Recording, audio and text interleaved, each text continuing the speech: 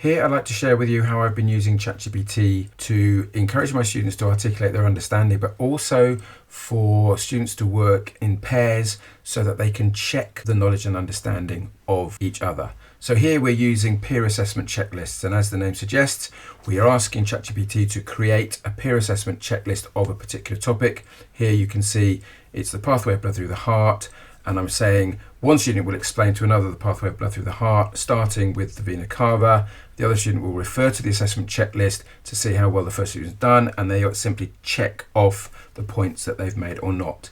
You can see here I've copied in the content that I wanted to refer to, and then again very quickly it's produced this checklist for me.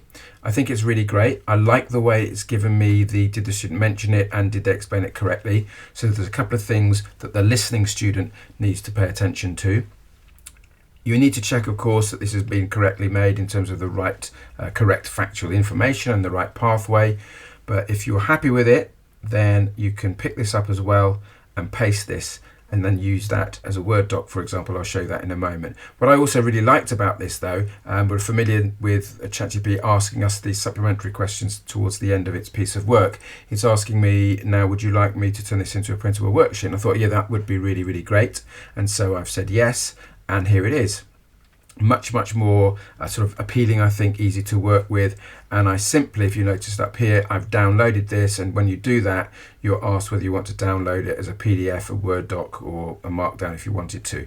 So in this case, I've picked it up as a Word doc, and you can see here, I've tied it up a little bit, but it's produced this for me. Little explanation, I might change that slightly if I wanted to. And I've got this checkbox for my students to go through.